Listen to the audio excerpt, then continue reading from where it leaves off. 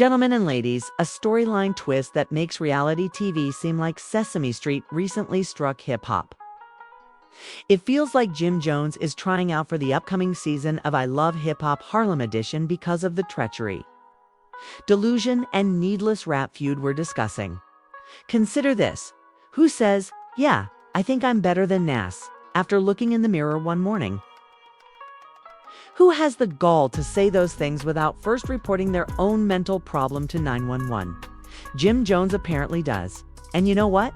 The streets are refusing to accept it. The Looks' lyrical hitmakers, Styles P and Jadakiss, just arrived with verbal body bags, essentially saying to Jim, "Congratulations, you played yourself." Here's the worst part though.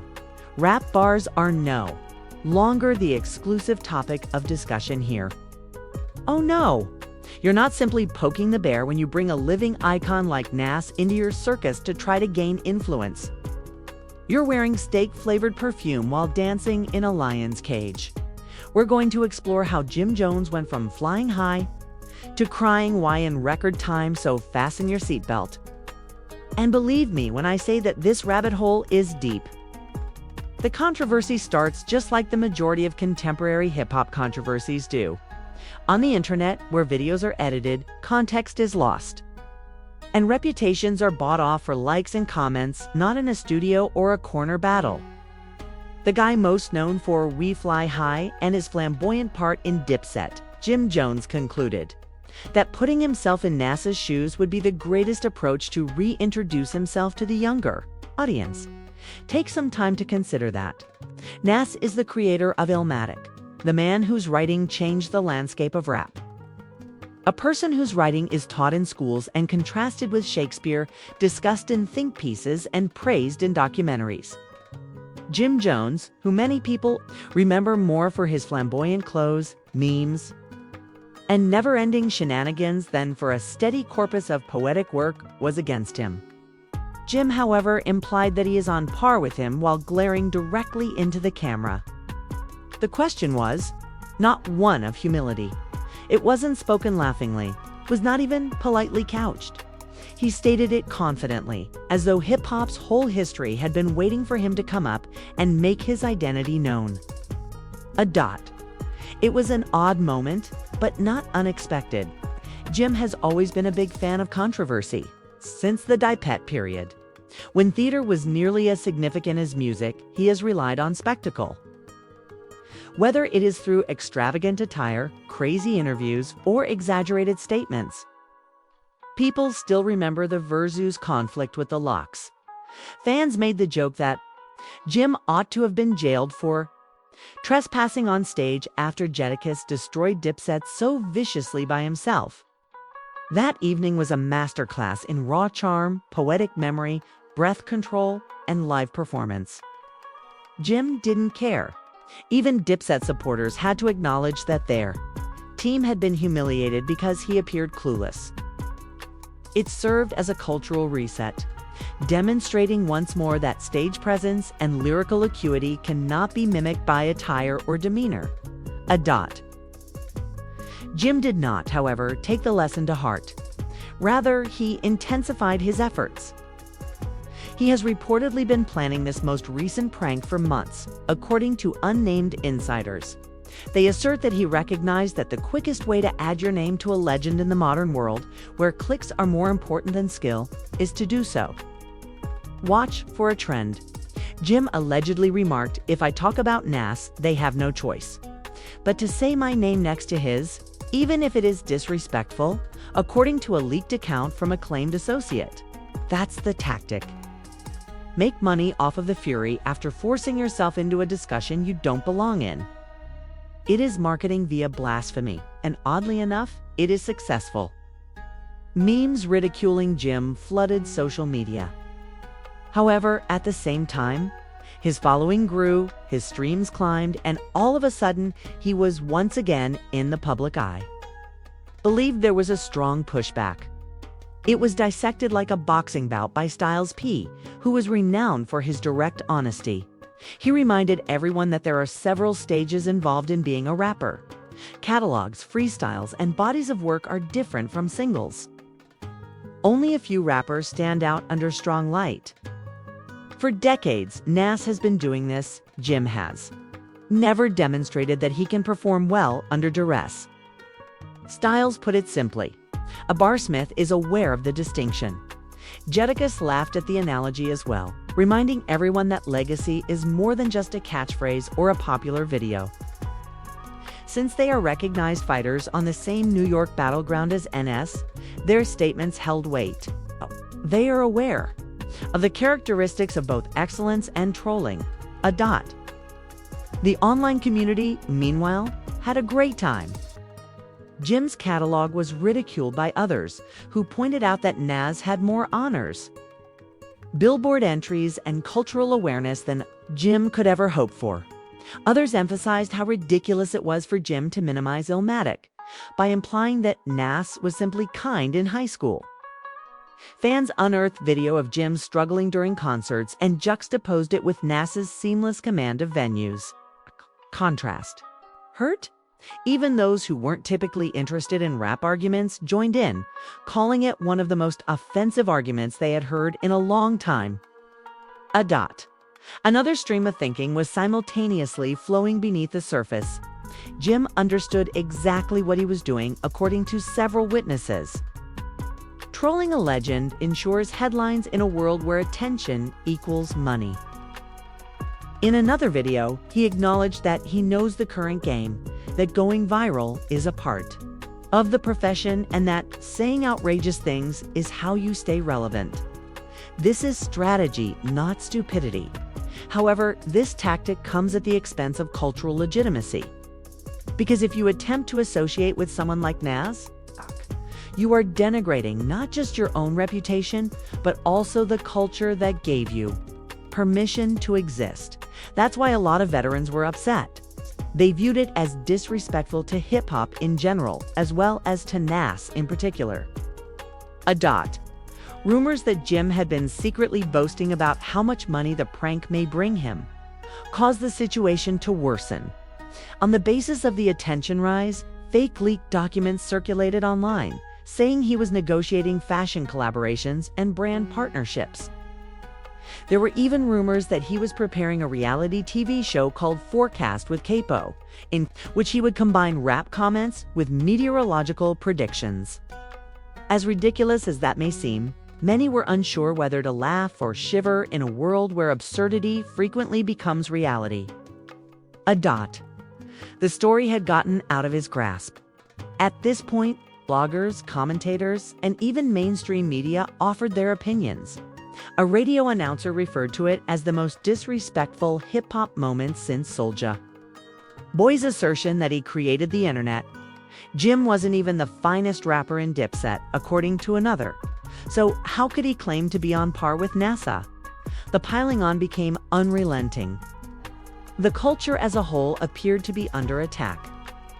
Jim, however, maintained his composure throughout it all by tweeting cryptic messages that suggested he had more to say and smirking, making side remarks. To fuel the flames, what started out as a casual remark turned into a full-fledged scandal, attracting legendary figures, igniting many internet discussions, and posing awkward queries regarding what constitutes relevancy in contemporary hip-hop. Did Jim really believe what he was saying, or was he just lying? Was he only taking use of viral culture for his own benefit, or was he revealing its hollowness? The lines became hazy, the commotion increased, and the controversy persisted.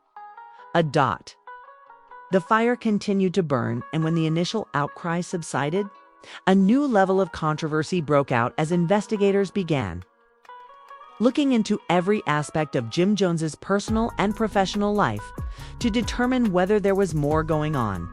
The narrative was only made weirder and darker by what they claimed to have discovered. Through anonymous blogs, rumors circulated that Jim had been channeling funds into non-music-related side projects for years by using Dipset's brand strength. According to a purported source, club promoters in Miami were compensated under the table with Dipset cash so Jim could maintain the image of being in demand, even though those events hardly made a profit. According to another site, he has been taking advantage of young, up-and-coming rappers in Harlem by promising them publicity and features, then ghosting them after keeping the money. Although none of this was confirmed, the timing of the leaks suggested that vultures were circling him as soon as he attempted to become as good as Nas. People started producing receipts and portraying him as a hustler in the worst sense of the term. So it became less about a ridiculous claim and more about a character trial. An alternative story began to take hold at the same moment. The notion that his personal life had already been impacted by his fixation with trolling and relevancy. According to fabricated allegations, Jim still owed taxes from prior years when he bought an outrageous $300,000 bespoke SUV covered in Dipset colors. Social media embraced it because it made sense, not because anybody could confirm the information.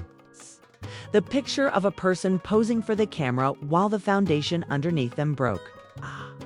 In an attempt to seem wealthy, a widely shared thread even said that he was living above his means and balancing loans and favors.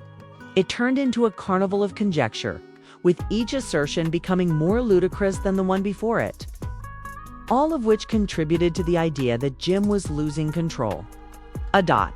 Meanwhile, some of the most ardent hip-hop followers, known as Nas supporters, launched internet campaigns ridiculing the notion of comparison. Videos of Nas rhyming word for word without skipping a beat while performing oldies were widely shared on Twitter, and videos of Jim fumbling with the words also circulated. There were memes that depicted Jim holding a weather map and Nas holding a Pulitzer. The contrast was brutal. The dispute had gotten so ludicrous that even those from outside the culture were laughing. It was taken up by Teeter's late-night talk show hosts. It was utilized as fodder for comedians. And all of a sudden, Jim Jones was the target of jokes on platforms over which he had no control. However, laughing was not the end of the scandal. The allegations that record label executives were secretly incensed were more damaging. According to rumors, certain sponsors and businesses withdrew from talks so as not to be implicated in the criticism. If accurate, it would indicate that his financial approach of trolls for influence had failed. An executive from a fashion business reportedly said in a leaked email that they didn't want to associate with someone who was making fun of a cultural icon in order to garner attention. It didn't really matter if that email was real or not. There was actual harm to public opinion. Jim now appeared more like a desperate artist, destroying relationships for temporary attention than a cunning troll. Stories of his experience during the Dipet peak were a dot that fueled the flames. Claims came from former colleagues that Jim had overstated his contribution to the movement's creation, portraying himself as its leader while others carried out the grunt work. According to a former crew member, he clutched Cam's luggage closer than he did the pen. Even though it was hard to verify the veracity of the comment, it quickly went viral on blogs and forums. The tone of the story was changing from lighthearted debate to something darker. An illustration of a man who had always exaggerated his significance and had now gone too far by using the Nazi dot. Jim attempted to shrug it off during this tempest by sharing videos of himself, claiming that people shouldn't take things so seriously and that becoming viral is the game right now. However, rather than cooling things down, it made him appear even more out of touch with reality. The idea that you are treating culture like a circus for your own benefit is greatly strengthened. When you claim to be playing a game when peers and legends are disparaging you, the locks intensified their criticism. Hip-hop is sacrosanct and cannot be boiled down to clout games, as Styles P reminds his followers. In interviews, Jadakiss smirks and claims that some individuals are clueless about their lane, because fans admired their constancy and viewed them as defenders of the trade. Their remarks reverberated loudly. Journalists began examining the issue more broadly as it intensified. Some claim that this demonstrated how social media undermines norms and allows even outlandish claims to control conversations. Others contended that it was a depressing illustration of how desperate some rappers are to stay relevant after their commercial heyday. There were rumors that Jim's outburst was more than simply trollish behavior. It was a premeditated cry for assistance and an admission that, in the absence of antics, he dreaded being forgotten. Regardless of the reality, the controversy continued. To exist, new stuff came out every day. Phony contracts that were leaked, inflated financial records, and chats with unnamed people posing as old pals. It was the kind of controversy that nobody could completely confirm, but everyone wanted to discuss it. And that was all that counted in the era of clicks and trends. What started out as a single accusation had grown into a wave of mistrust by the conclusion of this cycle.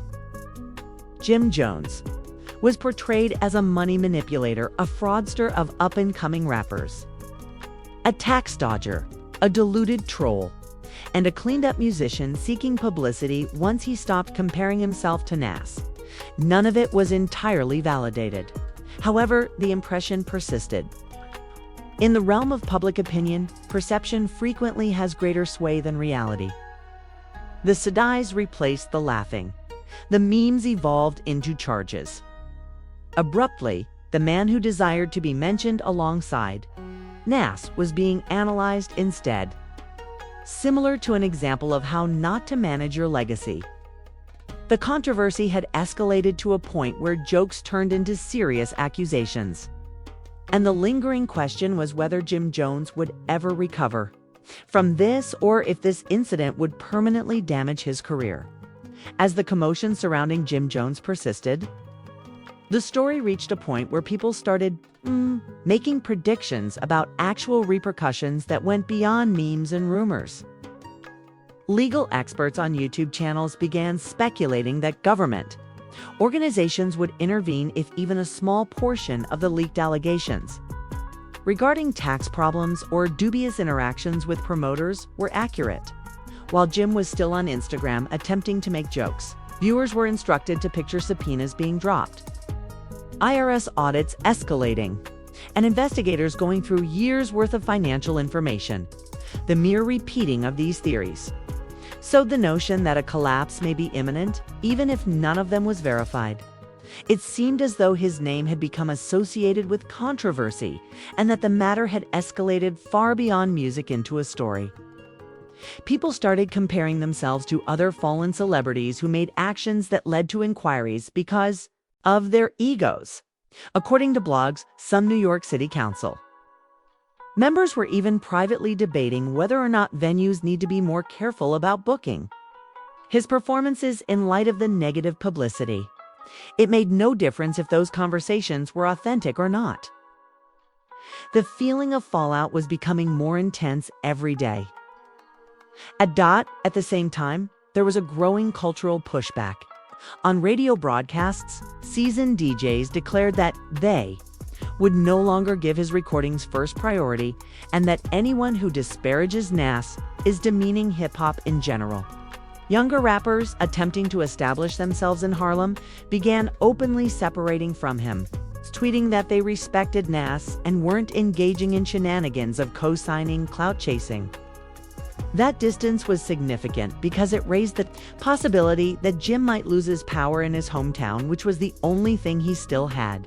The visuals were harsh. He was starting to resemble a reclusive individual who was out of sync with the city he had previously represented, rather than a legend of Harlem.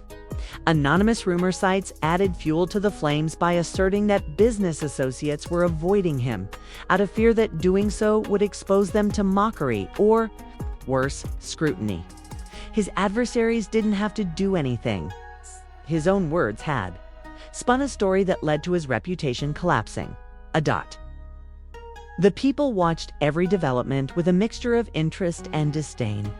Some supported him by claiming that hip-hop has always prospered on outrageous boasts and swagger, while others just wanted to see him punished.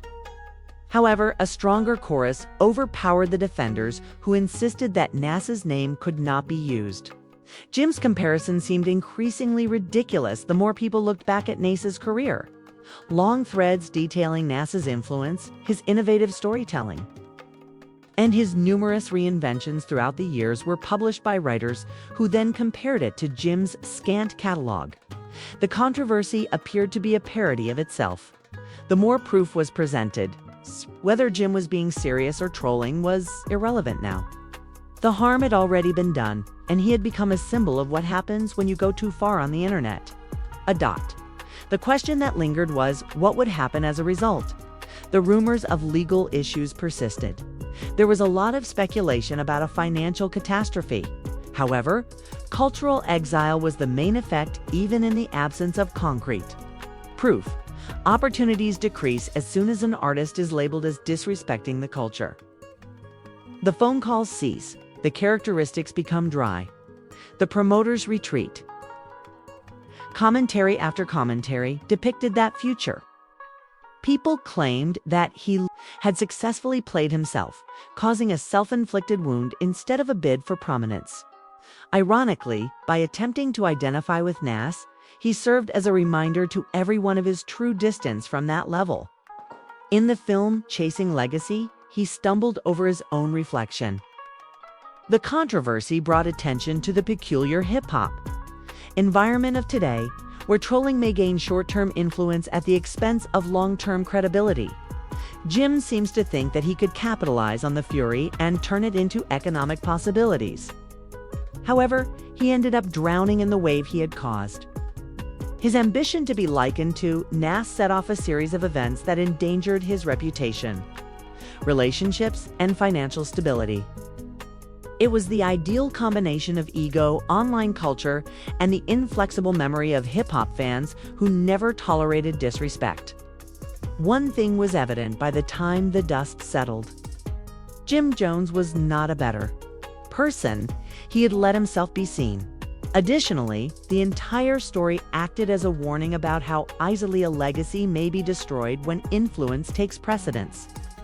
Overcraft. The question is therefore straightforward yet explosive in light of all we have discussed. What does this actually signify for Jim Jones's future? What does it signify for the entirety of hip-hop culture? Do we tolerate a society in which pursuing clout is more important than cataloging? Where you may gain attention for a week by mocking a legend like Nas, but you will lose credibility for the rest of your life? Or do we set a boundary and declare that enough is enough? This is about more than one rapper, so give it some thought. It concerns how readily narratives can be distorted by social media, how rapidly respect can be lost, and how brittle reputations are in this day and age. Jim Jones may dismiss it as amusement, but the harm has already been done and the criticism is clear. However, I'm curious about your thoughts. Did Jim expose the carnival that hip-hop has devolved into, or did he play himself?